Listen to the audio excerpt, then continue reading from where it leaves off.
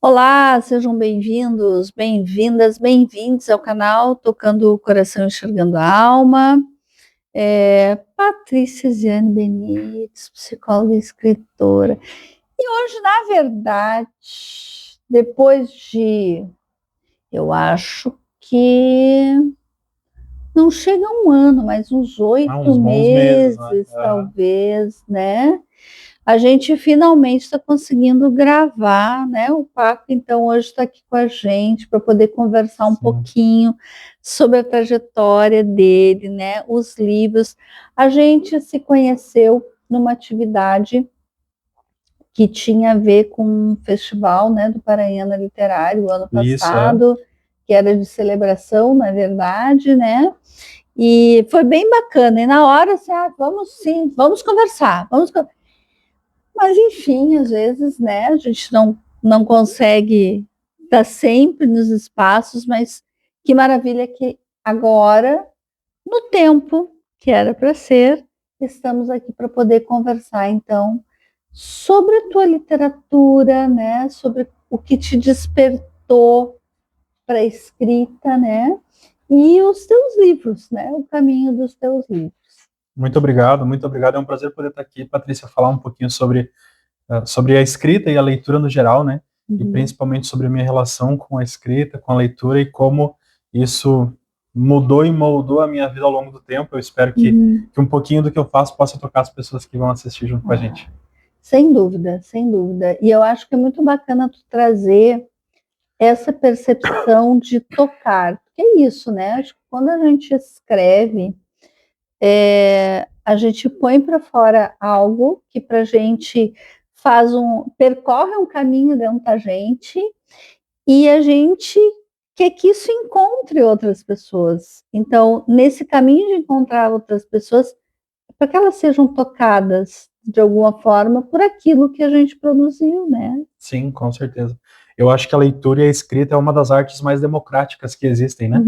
Porque diferente da música, por exemplo, que exige um pouco de conhecimento musical, nem que seja um pouquinho ali, exige um instrumento, a leitura e a escrita a gente consegue fazer em qualquer nível, né? A gente tem vários tipos de poesia, a gente tem vários tipos de escrita, contos, a leitura aceita, né, qualquer tipo de expressão.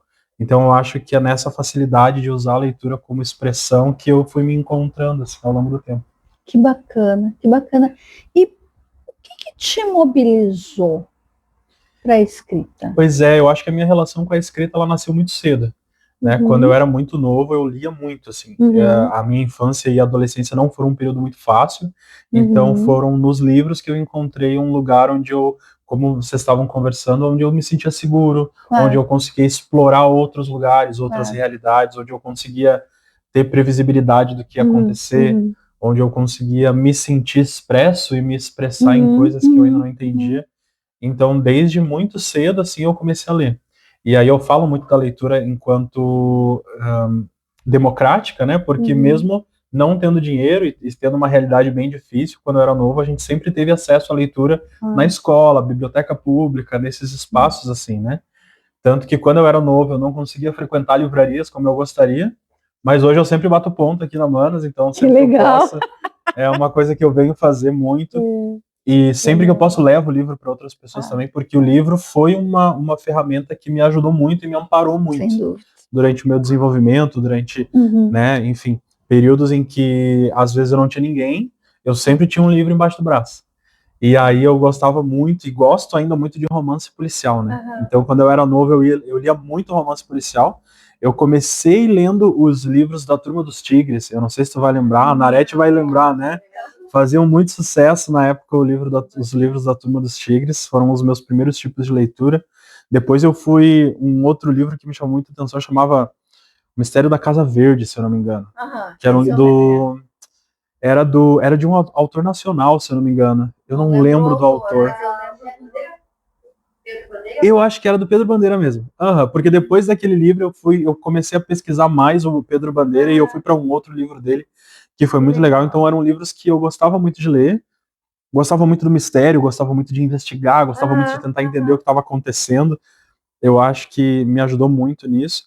E aí, tão logo eu comecei a conseguir escrever e expressar as minhas ideias ali com 11, 12, eu já comecei a escrever. Então, acho que os meus primeiros ensaios de escrita foram na escola, né? Que a professora sempre fala, agora a atividade do tema de português é fazer uma história. Nossa, era o que eu gostava de ouvir, né? Eu lembro que o meu primeiro grande, assim, eu devia estar na quinta série, eu acho. E eu escrevi 12 páginas do caderno, assim, na história. Gente, foi bem legal. Aham. E aí nunca mais parei, assim. Eu acho que isso quando eu tava já no final da infância e início da adolescência, né? Durante a adolescência, que também é um período bem desafiador para todo mundo, foi a escrita que trouxe muito sentido para minha adolescência, porque era na escrita que eu expressava o que eu passava. E apesar de eu escrever ficção, quando eu era novo eu escrevia muito ficção, né? Eu inventava mundos e aventuras e heróis e tal. Era muito comum eu terminar de escrever alguma coisa sobre um personagem fictício que eu inventei, e no momento que eu botei o ponto final, eu olhar para aquilo que eu escrevi e eu ver a minha realidade ali. E aí eu ver que, sem perceber, eu estava projetando a minha realidade dentro daquele livro, dentro daquela história, né? Então eu comecei a perceber na adolescência o quanto essa é a projeção psicológica que a gente faz no que a gente escreve, né? O quanto aquilo era uma parte de mim e o quanto os meus dramas e as minhas questões estavam refletidas de forma tão nítida e crua naquelas páginas, mesmo que eu não falava de mim diretamente, né? E aí foi isso. A gente nunca diz que é a gente, né? Com certeza. Se alguém perguntar, não sou eu. São os meus personagens. Exatamente. Mas é isso, né? Mas, ao mesmo tempo, é uma forma de ir integrando aquilo que está dentro da gente. Então, quando a gente... Já é uma forma de elaboração, né? Exatamente, a elaboração. E eu acho que, na minha adolescência, isso foi muito crucial, porque é muito difícil elaborar enquanto a gente não tem maturidade emocional para isso. Hoje, a gente sendo adulto, a gente senta, a gente fala sobre sentimentos, sobre situações. Quando a gente é novo, a gente não consegue, ainda mais quando a gente tem uma realidade difícil. Então, foi na escrita que eu consegui, às vezes, organizar o que eu estava pensando, mas eu não estava falando de mim, eu estava falando do personagem, né? Sim. Então, isso foi muito legal. E aí, foi na minha adolescência que eu escrevi meus 2 primeiros livros. O primeiro... Perdão. O primeiro deles eu não tenho mais a cópia, porque a gente fez muito poucas, mas o segundo eu trouxe aqui pra gente ver. Ele tá bem surradinho, porque faz muito tempo. Isso. Ele chama A Nona Tribo. Isso aí. Interessante, eu fiquei curiosa. Obrigado. Fiquei curiosa, que interessante, Paco. E aí eu lembro que na época o meu sonho era ser escritor, né? Ganhar dinheiro com isso e tal. E aí quando eu fiz o meu primeiro livro, eu queria muito estar na Feira do Livro. E aí eu não sabia como, eu não tinha dinheiro, a gente sempre foi muito pobre. Fui lá bater no prefeito na época. Né? Nas quartas-feiras o prefeito recebe, eu falei, minha história é essa, eu queria muito. E aí o prefeito na época olhou e falou, tá, então manda imprimir que eu pago umas cópias pra te botar na Feira do Livro. Isso do meu primeiro livro, né? E aí imprimi aqui na Goticop, de igrejinha mesmo, eles imprimiram, fizeram, consegui botar na Feira do Livro junto na banca do sebo da Fundação Cultural, que na época eu vivia na biblioteca pública, né? Vivia lá na biblioteca pública, o pessoal era super parceiro, e aí eles fizeram a banquinha do sebo, e aí eu pedi, né, gentilmente, para poder expor meu livro lá, e foi bem legal, foi uma experiência que me marcou muito, assim. Que bacana! Foi, eu levei 1 ano para escrever o primeiro livro, e aí esse que tá contigo eu levei mais ou menos 3 anos, porque no meio dele eu tive um hiato, que eu fiquei assim 1 ano e meio, mais ou menos, sem poder escrever. Mas juntando tudo, ele deu 1 ano, mais ou menos, para escrever. Que legal! E que bacana ter tido um prefeito que, de alguma forma, também, assim... apostou nisso, né? Abriu essas portas, né? Com certeza, eu acho que cultivou a semente que eu tinha plantado, né?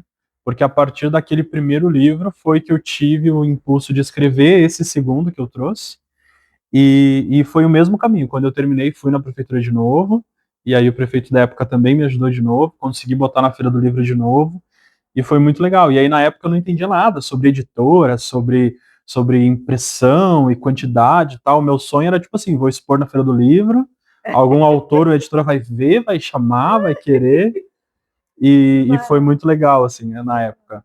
Que legal. É. E talvez num tempo, né, Paco, que não estava tão democratizado, talvez, a questão da edição. Exatamente. Né? A questão, porque a gente tem nos últimos tempos uma democratização disso. A gente tem muitas editoras, né? Tu conhece o Kindle, como é que é? É o KDP, é o Kindle Direct Publishing. Conhece o programa? Sim. Ótimo. Sim. Tu faz o teu arquivo digital, sobe na plataforma e eles mesmos vendem, Exatamente. imprimem, entregam. Exatamente. Então, bem como tu falou, hoje em dia é muito mais fácil, né? Porque antigamente era uma coisa muito distante. Para ter uma editora que pudesse te publicar, pelo menos não tinha tanto um conhecimento da gente poder fazer algo mais independente. Não tinha. Né? Exigia muito contatos e dinheiro. Isso. Que é uma coisa que eu sempre sinto muito que vai na contramão do que a escrita e a leitura é. Claro. Porque ao mesmo tempo que a escrita e a leitura são muito democráticas, o acesso, às vezes, ele é um pouco mais difícil, né? Por mais que as cidades estão cheias de bibliotecas públicas e as escolas têm as bibliotecas, hoje em dia a gente ainda vê muitas comunidades ou muitas realidades em que as pessoas não têm muita grana para estar aqui, num espaço como a Manas, por exemplo, consumindo leitura e tal. Eu sou muito grato hoje, assim, que eu sou muito abençoado profissionalmente, eu posso levar isso pro meu filho. Então ele tem um monte de livro em casa, a gente sempre lê junto e tal, e fico muito feliz com essa evolução, né, que o mundo teve. Eu achei muito interessante sobre o que esse livro trata. Ele é uma aventura. Uma nova edição dele, então, e aí tem um SBN, uma coisa assim. Sabe que quando eu escrevi ele eu tinha 19, né, 18, 19 anos. Hoje eu tenho 31, vou fazer 32, então faz uns bons 10 anos atrás, mais até. E quando eu escrevi ele, eu tinha muito esse fenômeno, nesse livro principalmente. Eu escrevia, e aí como eu já estava um pouco mais maduro, eu trouxe nesse livro arcos mais complexos de personagens. E aí quando eu escrevia, no momento que eu estava escrevendo eu não percebia, mas quando eu terminava de escrever eu percebia a minha projeção neles. E eu acho que quando eu terminei ele, eu me vejo tanto nesse livro que eu não consegui escrever a continuação dele. Eu tenho muito medo de começar a escrever e não conseguir mais contar a história dos personagens, porque eu sei que, de certa forma, é a minha história, né?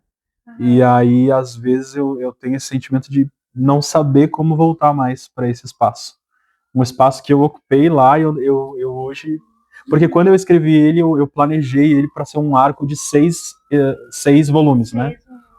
Isso. E eu tenho todo o arco completo, todas as tramas, os personagens e tal, mas eu acho que a gente cresce, a vida muda a gente, né? E olhar para esse livro, eu olho ele com muito carinho mesmo, mas às vezes eu sinto como se fosse uma roupa que não me serve mais, sabe?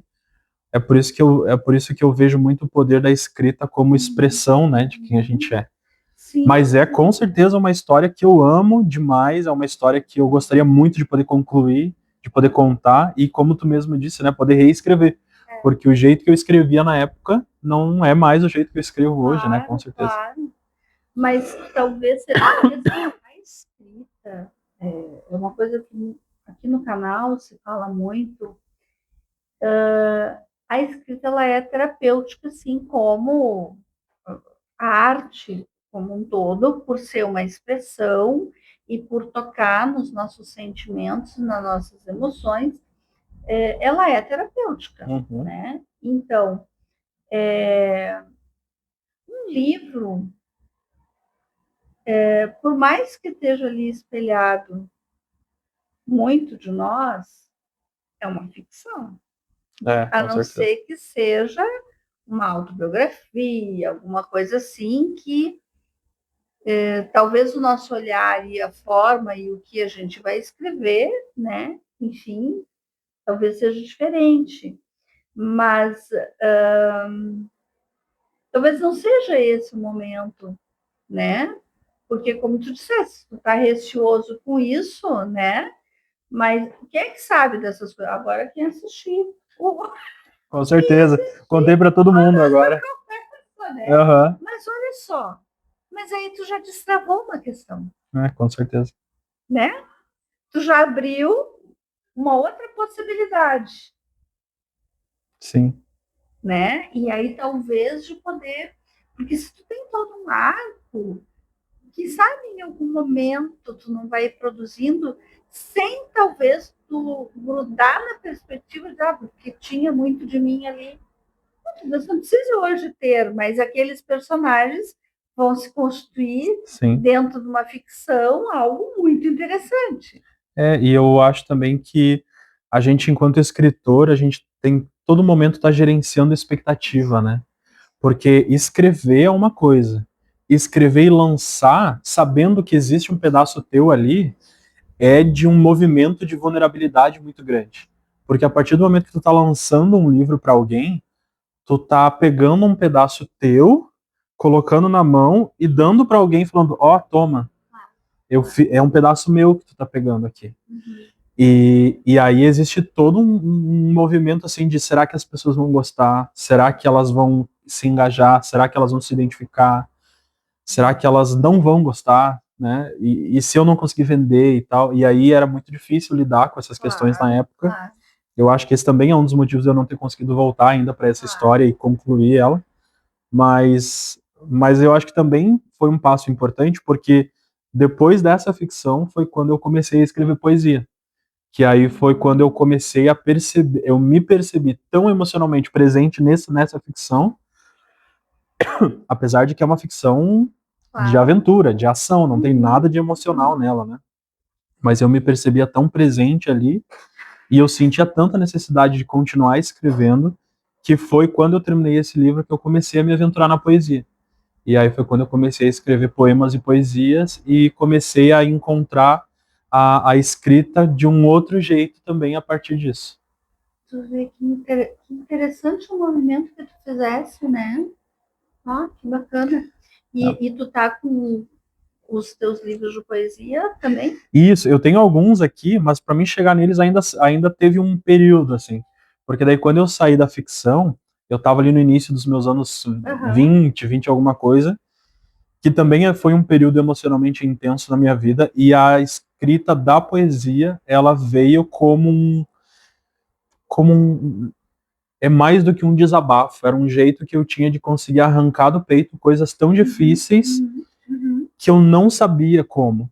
E aí, mais de uma vez, eu conseguia estar num momento muito difícil mesmo, pegar um papel, pegar um Word, e escrever e quase vomitar umas palavras ali. E quando eu terminava aquele poema e eu lia de novo, aquilo me causava tanto alívio, que eu via, nossa, essa escrita foi capaz de tirar de dentro de mim uma coisa que eu não estava conseguindo. E aí foi como, mais uma vez, eu percebi o quanto a escrita tem esse poder de tirar da gente, de expressar, né? Não é só uma história, e aí muitos desses poemas, apesar de serem rimados, que eu gosto muito de rima, né? São poemas que eles têm muito mais sentido para mim do que às vezes para outras pessoas, porque as palavras elas estão ali. E ler eles para mim era muito bom, assim, porque eu conseguia ler e sentir, nossa, é exatamente isso. É isso que eu tô sentindo. Consegui tirar de dentro de mim. E aí isso me acalmava. Então, durante ali os meus 20 e tantos anos, eu escrevi muito poema em volume muito grande. E consegui expressar muita coisa. E muitos desses sentimentos se acalmaram quando conheci minha esposa, me casei. E aí a gente tem um ótimo relacionamento, ela é incrível. A gente tem uma ótima vida também juntos, e ela conseguiu me ajudar em muitas dessas questões. E aí a necessidade de usar a escrita como forma de expressão foi diminuindo. Quando a gente chega nesse terceiro estágio da minha vida, que chegou nesses livros aqui, que foi quando eu tive o meu filho mais velho, que hoje tem 5 anos, é incrível, ele é um foguete. E aí há uns anos atrás a vida me trouxe também um outro filho mais novo, que também foi muito legal. Esse filho mais novo, ele era incrível, mas acabou falecendo com 2 meses. Então foi muito difícil para mim, assim, eu cresci com irmãos e a gente, quando era novo, não tinha uma relação muito boa e eu tinha muito medo do meu filho e dos meus filhos não terem uma relação boa um com o outro, né? Então eu trabalhei muito no meu filho mais velho, a chegada do irmão, o gerenciamento de relacionamento entre os dois e tal. E aí quando o irmão veio, foi muito bom, e quando o irmão partiu, foi muito ruim. O meu mais velho tinha 2 anos quando ele foi, né? Então, de um lado, eu tinha eu e a minha esposa com uma capacidade argumentativa, a gente podia sentar, chorar, conversar sobre isso. E do outro lado, eu tinha o meu pequeno, de 2 anos, que quando eu chegava e sentava com ele, falava assim: tu sabe onde é que tá o mano? Ele levantava e saía. Ele não conversava sobre isso, ele não conseguia, com 2 aninhos, né? Olha. Teve uma vez, eu lembro que eu sentei ele na mesa para conversar comigo, porque eu pensei, bom, na mesa ele não vai sair, né? E eu falei, filho, vamos falar um pouquinho do mano, alguma coisa assim. E não, ele virava, ele pegava o que estava na mesa, ele não me respondia, ele não olhava pra gente. E ao mesmo tempo a creche, na época, trazendo relatos de que ele estava muito isolado, que ele estava muito triste, que ele não brincava mais. Então, eu sabia que ele estava sofrendo com o luto. E ao mesmo tempo que eu conseguia ajudar a minha esposa, eu me sentia extremamente responsável por ele, porque eu pensava, eu não posso ser um pai se eu não for capaz de ajudar ele a passar por isso. Eu não seria um bom pai se eu não ajudasse ele com isso. E aí foi quando eu voltei para a escrita, e aí foi quando a escrita dos poemas se chocou com a escrita infantil, que aí foi quando eu escrevi esse daqui. O Titico precisa dizer tchau. Lindo, lindo. Eu lembro que esse dia, o dia que eu fiz esse livro, foi um dia assim que eu não dormi. Eu tava consternado com a ideia de eu ser pai do meu pequeno e eu não estar conseguindo chegar nele. E aí foi quando eu tive esse estalo de eu posso usar a escrita, eu tenho a escrita, eu sei fazer isso. A escrita me ajudou e eu acho que agora é o momento de usar para ajudar ele.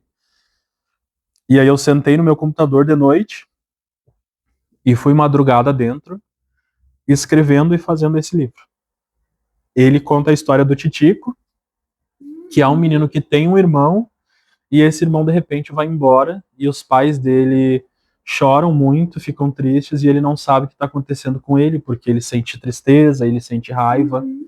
E aí eu trouxe para dentro desse livro muito do conhecimento da psicologia que eu tinha adquirido ao longo do tempo, de nomear o sentimento, de mostrar para ele, olha, filho, tu tá quietinho porque tu tá triste, tu tá bravo porque o nome disso é raiva, tu sente medo, tu sente necessidade do pai e da mãe, mas o pai e a mãe tá aqui, eu queria poder falar isso para ele, só que quando eu falava ele saía, né? E aí foi quando eu trouxe no livro como a história do Titico. Que linda essa imagem. Obrigado. Que linda essa imagem. Vou mostrar para vocês.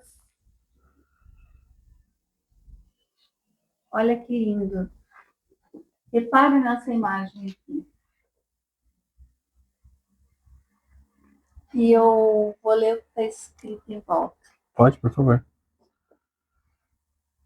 Sentir tristeza, raiva ou medo quer dizer que estamos com saudade.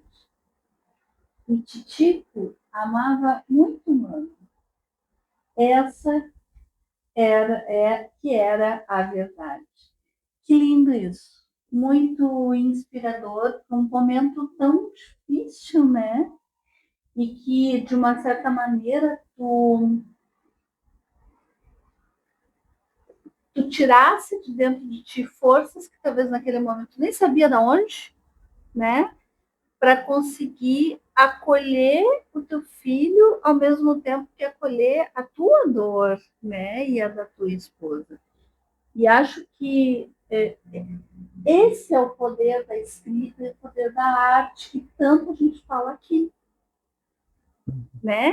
Porque é uma maneira de transpor, de colocar para fora através de imagens, de palavras, de sons, né? Que vão traduzir aquilo de um outro jeito e que quando a gente põe para fora, não volta mais do mesmo jeito. Exato. Eu sou designer, né? Eu me formei designer, trabalho com design há muito tempo, então eu entendo um pouco da psicologia das cores e tal. E quando eu fiz esse livro, eu me preocupei muito com isso. Obrigado. Quando eu fiz esse livro, eu me preocupei muito com isso, porque eu pensei, eu preciso que ele consiga expressar o que ele está sentindo, eu preciso que ele consiga se ver nessa história. Então o Titico tem cabelo enroladinho, igual ele, o Titico, né, passa pela mesma coisa que ele passou, e aí, se tu puder voltar algumas páginas, eu queria muito, mais uma. Isso, eu gosto muito dessas duas páginas, porque numa delas eu tentei expressar, né, o que era o sentimento de tristeza que ele estava sentindo, e na outra o sentimento da raiva explosiva que ele também estava sentindo e passando, né? E aí eu penso, como que eu vou ilustrar isso com a letra? Então a gente também vê o quanto a gente pode usar a letra para moldar o que a gente está, sabe? Sem dúvida nenhuma. Faz todos. Eu uso muito esse recurso nos meus livros. Legal. Desde a cor até o tipo de letra. Né? Que é justamente... não é só o que está escrito. É o jeito, mas né? é o que a gente quer mobilizar com aquilo, né? E que a gente precisa ter muito um coração aberto, até mesmo às vezes de uma editora, de um editor em relação a isso, para entender que não é simplesmente uma linha de produção de alguma coisa, né? Mas sim uma forma de tocar as pessoas, né? De fazer sentido, porque sem dúvida nenhuma, e no trabalho terapêutico, por exemplo, quando eu trabalho com mandalas, eu tenho mandalas de vários tamanhos, que é justamente para que, em determinados momentos, vai se usar uma mandala de um tamanho, de outro, né? Vai começar de um jeito, vai ter, né? É porque a gente vê e pensa em sentimentos muito pelo que a gente fala, né? Mas os nossos sentimentos, eles são expressos em absolutamente todas as maneiras que a gente interage com o ambiente. Exatamente. Eles se expressam no tom de voz, mas não só na voz, no gestual, no que a gente vê, no que a gente veste, no que a gente pega, no jeito que a gente pega. Então, quando eu fiz o livro, eu pensei, se eu conseguir fazer com que ele se sinta expressado na história, eu vou conseguir diminuir o fardinho que ele está carregando.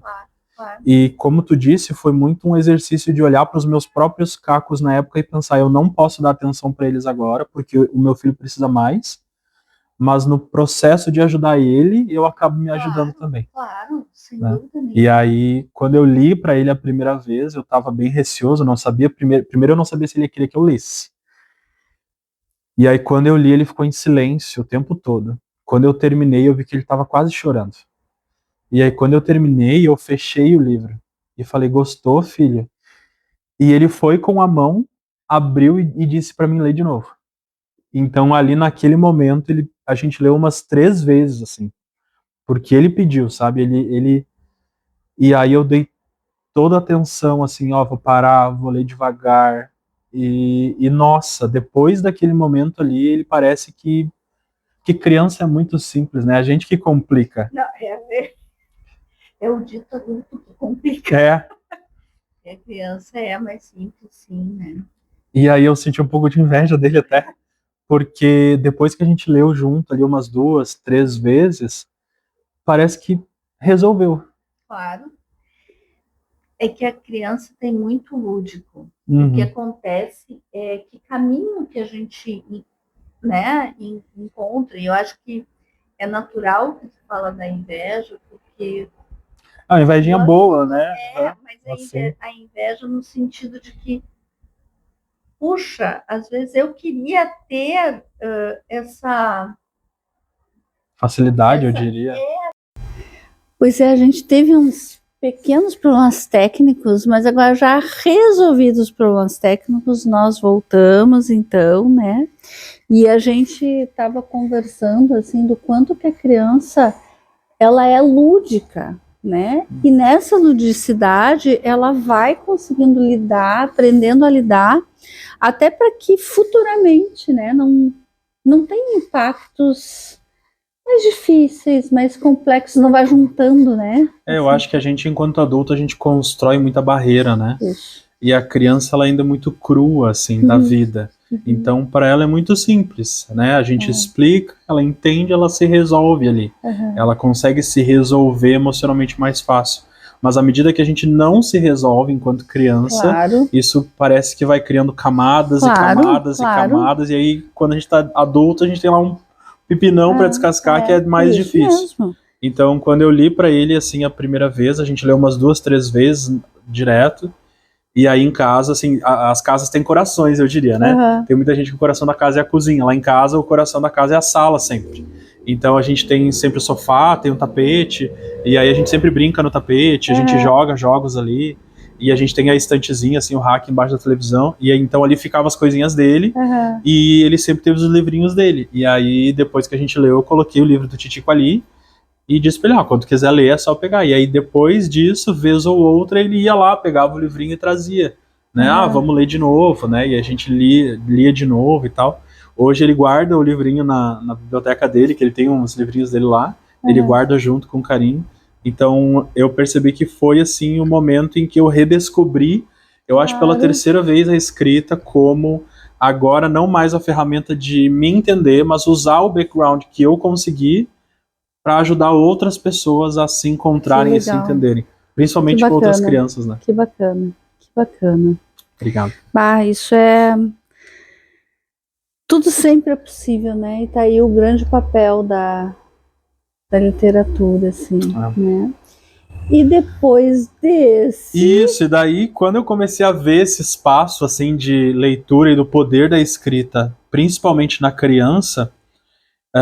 eu consegui encontrar um novo jeito de usar a escrita, que é uma coisa que eu gosto muito de escrever, e também de levar isso para outras pessoas, né? Eu e a minha esposa, a gente participa de um programa de acolhimento familiar, ali na Assistência Social de Taquara. Vocês conhecem como funciona, mais ou menos? De muitos anos, agora não mais. É um programa muito legal, recomendo, inclusive, para quem está assistindo, ver se tem na cidade de vocês. Basicamente, é assim, uma criança, quando ela precisa sair da família por algum motivo, né, normalmente por algum tipo de risco que ela está correndo, ela é acolhida pelo governo. E aí esse acolhimento normalmente acontece em uma instituição. O acolhimento institucional, ele tem muitos benefícios, mas ele também é muito difícil, porque estar em uma instituição com muitas crianças de realidades diferentes, sem um olhar individual, às vezes acaba trazendo mais malefícios para o desenvolvimento emocional do que benefícios. Logicamente que, né, os lares, eles fazem todo um trabalho, eles acolhem as crianças, eles protegem as crianças, isso é muito benéfico. Então o programa de acolhimento familiar, ele é uma alternativa para que essas crianças, ao invés de serem acolhidas pela instituição, são acolhidas temporariamente numa família. E aí a gente faz parte desse programa ali com a assistência social da cidade de Taquara, que é um programa muito incrível também. E a gente acolhe periodicamente crianças em situação de risco. E aí, a partir do momento que a gente está inserido dentro desse programa, a gente começa a ter contato com outras realidades de outras famílias e crianças.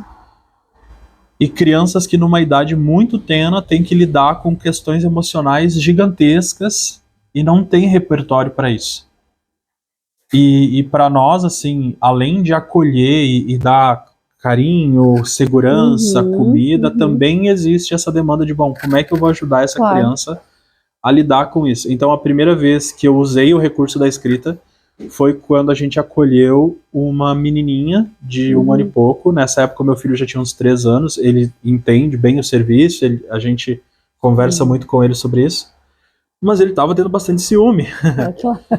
Porque era uma menininha bem ativa, ela brincava muito, ela demandava da gente, e aí ele tava tendo problema com ciúme, assim, e aí era um sentimento novo, ele nunca tinha sentido ciúme, assim, dentro de casa, né? E aí foi quando nasceu o Gumi. Olha aqui. Olha só, o Gumi e o pó mágico encantado, que amor! Que amor! Obrigado. Então, nessa história, o Gumi, ele é um duende que ele precisa cuidar do pó mágico, que os pais dele deixaram pra ele, mas um outro duende chega pedindo abrigo pra ele um dia e ele fica com medo do pó mágico acabar e ele começa a esconder, ele começa a excluir o outro duende, mas à medida que ele faz isso, o pó mágico começa a perder a cor e ele não entende o que está acontecendo. Então esse foi um recurso que eu criei na época para ajudar ele a entender o que era o ciúme. E principalmente entender que o amor dos pais não acaba quando se precisa dividir, né? E que o dividir aumenta e não diminui. Que trabalho lindo, Paco, que faz, né? Que trabalho lindo, assim, porque é uma habilidade tremenda poder transpor isso em imagens, transpor em palavras, em histórias, né? Eu vou procurar um outro aqui, tá? Rapidinho. Também, em fortalecer isso, né? Essa relação e poder mostrar de uma outra forma. Esse é o lúdico que a gente estava falando antes, tão necessário mesmo para a reconstrução, né? Dos momentos, dos sentimentos, né? Enfim, o simbólico ajuda demais. Com certeza. Demais. Né? Eu não vou achar aqui agora, mas aí nesse meio tempo eu descobri o Amazon, o Kindle Direct Publishing, né? Que chama o KDP da Amazon.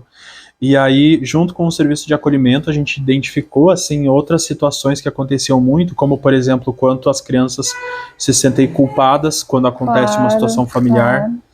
E principalmente o quanto elas se sentem sozinhas quando elas precisam sair do seio familiar.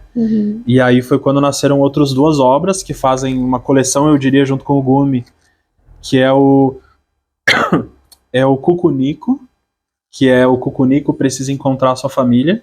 E aí é uma história onde o Cucunico ele cai do ninho e ele é um cuco, né? Porque os cucos eles têm esse comportamento por natureza, né? O passarinho do cuco, quando o passarinho do cuco ele não tem um ninho próprio. O cuco ele vai num ninho de outro passarinho, bota o ovo lá no outro ninho e vai embora.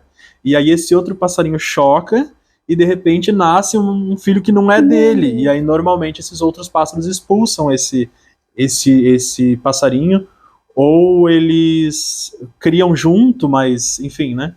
E aí eu usei o cuco para contar essa história do Cucunico, que ele não sabe quem é a família dele, porque ele vê todo mundo com família, e ele pensa, tá, mas e a minha família tá onde? E aí ele começa a andar pelo jardim procurando a família dele. E é muito legal, porque na história do Cucunico ele vai pedindo ajuda pra minhoca, pro caracol, pros animais do jardim. Olá. Tudo bem, boa tarde. Aí conforme ele vai procurando, cada animal tem uma dica diferente, né? A abelha fala assim, não, mas é porque tu não tá andando zumbindo. O sapo fala, não, mas é porque tu não tá pulando. Porque cada um acha que para se encaixar numa família precisa fazer alguma coisa. Mas à medida que ele vai andando, cada animal começa a se reunir com ele nessa busca. Então, de repente, a gente tem uma fila de animais andando engraçado e fazendo coisas engraçadas. E aí o livro ele estimula, né, esse gestual engraçado de pular, de coçar a barriga, de se rastejar no chão e tal. E no final, quando eles vão procurar um animal do Jardim Sábio, ele olha para ele e fala assim, olha, mas eu não sei se tu percebeu, mas né, a tua família são essas pessoas que estão aí contigo, que estão junto. E daí no final do livro o Cucunico olha para todos aqueles animais do jardim que estão tentando achar a família dele e percebe que na verdade a família dele são essas pessoas que estão ali, que são diferentes, mas que estão ajudando ele, né? Que legal, que bacana. E o outro? O outro é o Zuzu Feijão, o avestruz que enfiava a cara no chão. Adorei!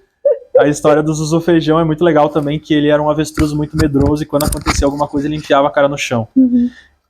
Porque eu queria muito trabalhar essa questão da vergonha, da culpa, do medo que a criança tem de querer se esconder, de querer se fechar. E aí o Zuzu Feijão, ele passa por situações que ele tem vontade de se esconder e tem vontade de enfiar a cara dele dentro do chão, principalmente porque ele acha que a culpa é dele. Mas no final ele vai encontrando com a amiga coruja e ela ajuda ele a perceber ao longo do livro que não é culpa dele. Que às vezes tá dia e às vezes chove e que não é culpa dele. E que quando chove ele ainda pode ver beleza na chuva. Né? Porque eu acho que é muito isso, assim, quando a gente é muito novo, e acontecem coisas no nosso seio familiar, a criança se culpa muito. Claro. E o Zuzu Feijão, ele é um livro que fala sobre essa culpa, assim, de entender que, olha, não é culpa tua.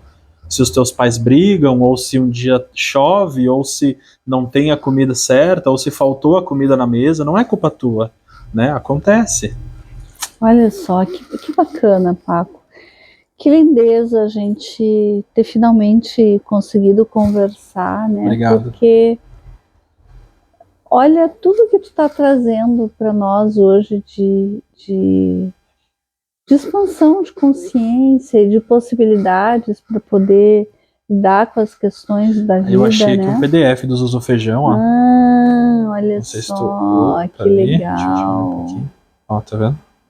E ele tá na internet, a gente consegue achar. Então, aí depois que eu descobri o Amazon KDP, eu botei eles lá. Então, lá no Amazon KDP, se eu não me engano, a gente tem o livro do Zuzu Feijão, do Gumi e do Cucunico. Tem os 3 lá. Ah, tá bem, tá ótimo. Aí... A gente pode, de repente, a gente ver se tem os links lá e poder colocar também na descrição da nossa conversa, né? Show, seria ótimo. E assim como a gente também vai deixar as redes do Paco aqui para vocês poderem seguir também, né? E também entrar em contato, né? Aqui, esse é do Cucunico, ó. Cadê a família do Cucunico? Não, quer ver? Fica à vontade. Vou mostrar. Ó, aqui tá. Cadê a família do Cucunico? E até um recurso que eu gosto de sugerir junto com esse livro, as ilustrações são de massinha, né? Eu tive o cuidado de fazer assim as ilustrações de massinha, porque também é um recurso, né? Também, o pegar, o mexer. Isso, que é a questão da transformação, né? Ali também no... Ó, daí aqui tem ele triste, porque ele não tem a família. Ai, gente, não. É uma riqueza. É um trabalho fenomenal. Gente, que maravilha isso!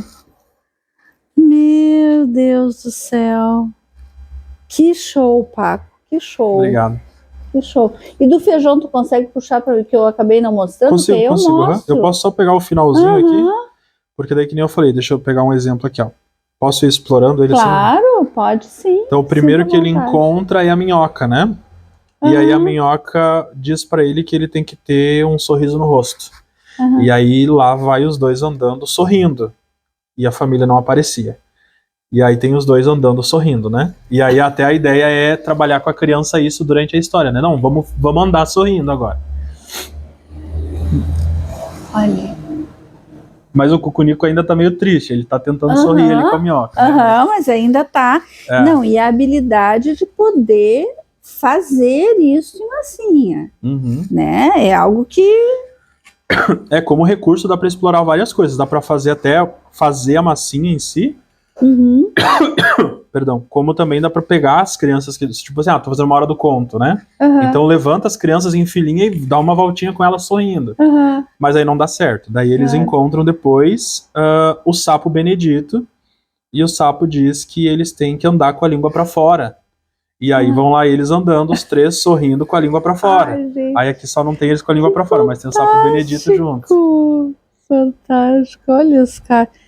Mas ele já tá diferente, ó. Que show, gente. Que maravilha. E aí assim, cada animal que eles encontram sugere uma coisa diferente. Deixa eu pegar aqui uma mais no final, que tá mais completinha. Então, por exemplo, no final, ele já encontrou com um caracol, um grilo, uma abelha, uma joaninha e a minhoca, e eles já estão andando, sorrindo, de língua para fora, rebolando, zumbindo, batendo asa e pulando. Mas não acharam ainda a família do Cucunico, né? Aí aqui tem eles andando, todo mundo junto. Olha só. Que legal. Que riqueza, Paco. Olha, Paco, muito bacana. Obrigado. Aí no fim eles encontram a rainha formiga, né? Deixa eu ver se eu acho. Posso ler esses 2 pedacinhos? Pode sim. Então no final aqui a gente tem falando, né? Sem ânimo e se sentindo abandonado e inexistente, Cucunico encontra a Regina, a formiga rainha muito experiente. Cadê minha família, Regina? Você sabe me dizer? Cucunico pequeno, sua família são todos esses que eu estou a ver? Ela pergunta para ele. Cucunico parou e olhou em volta, se interrogando em pensamento. Todos esses animais agindo engraçado, se esforçando sem julgamento. E foi ali que finalmente percebeu, explodindo em alegria.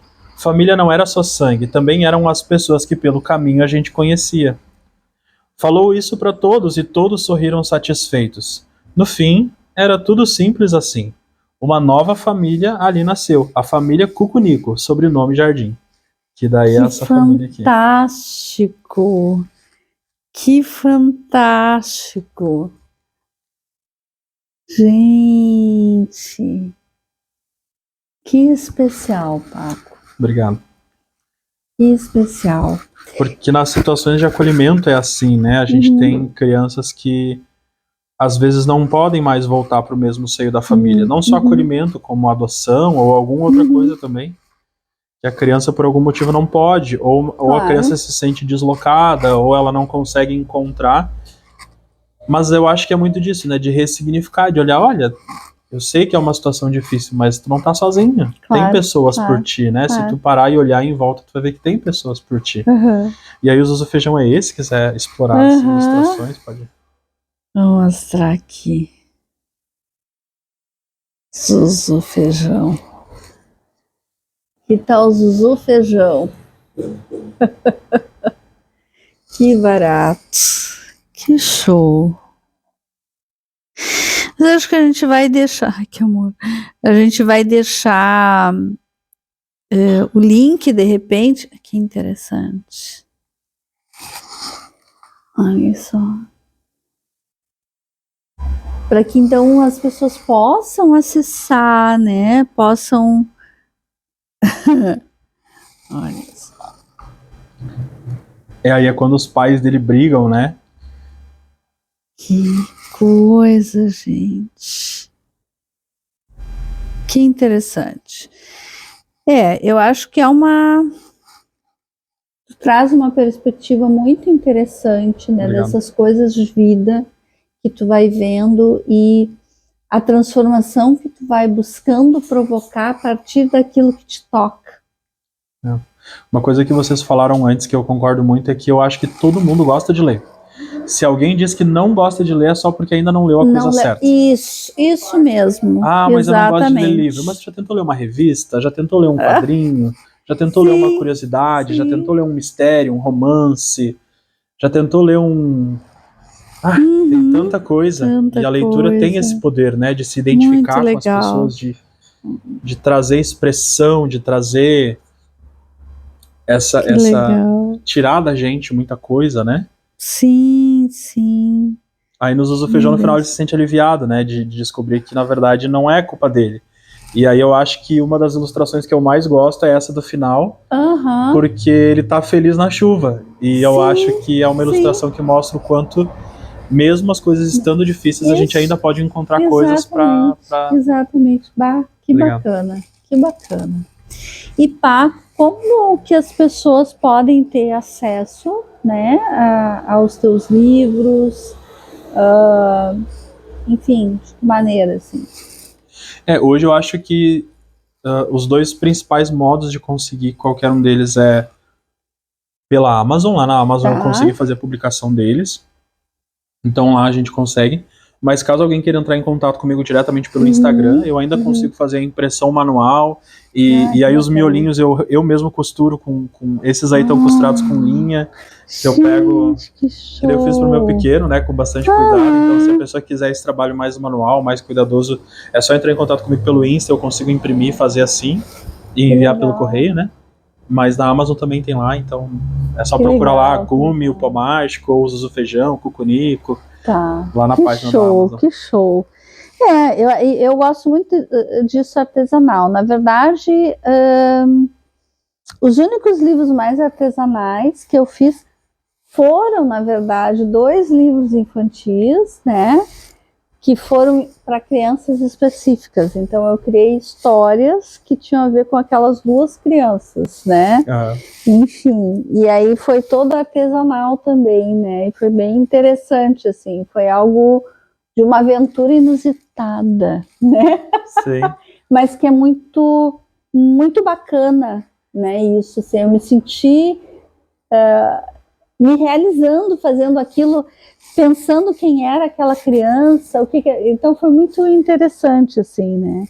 Então eu entendo também quando tu traz essa perspectiva daquilo que tu vai vendo, vai percebendo, vai sentindo e que tu vai transpondo dos livros, assim, muito legal. No fim, se eu pudesse resumir, eu acho, a escrita, né, enfim, eu resumiria como uma amiga que sempre esteve comigo, eu acho. A escrita e a leitura tiveram comigo em momentos difíceis, foram a muleta que eu precisei por muito tempo, e hoje é o recurso que eu tenho junto comigo para poder ajudar outras pessoas que eu amo e outras pessoas que também podem precisar de ajuda, né? Eu acho que a escrita, mais do que qualquer outra coisa, tem poder. Por isso, na conversa que tu teve com a Narete, foi muito legal falar do livro da farmácia, né? Que a livraria, na verdade, é uma farmácia, e eu acho muito isso, assim, que a escrita, ela tem esse poder de nos curar, de nos ajudar a lidar com a vida. Tá vivo é uma experiência que exige muito da gente. E a escrita tem muito esse poder, né? Sem dúvida nenhuma, né? Então, Paco, gratidão infinita por tu trazer tanta sabedoria, assim, né? Inspirador. Obrigado. Eu trouxe uma versão pequenininha do livrinho do Titico também para deixar de presente para ti. Pro teu acervo pessoal. Titico precisa dizer tchau. Adorei, gratidão, Paco, gratidão. Que maravilha. Eu vou deixar aqui, então, as redes também do Paco, da Manas, né? Porque a gente está numa sequência de conversas que a gente, então, está gravando aqui na Manas, a Narete sempre, né? Por isso que a gente está aqui interagindo, né? A gente interage durante a gravação. Que isso, né? A vida é assim, né? E é muito legal. Gratidão, Narete, mais uma vez pelo teu... Sempre à disposição. É isso aí, sempre à disposição, né? Lembre-se sempre, como eu digo, curta, compartilhe, se inscreva quem está chegando pela primeira vez e que sejamos luz, paz, sabedoria e encantamento. E até a próxima.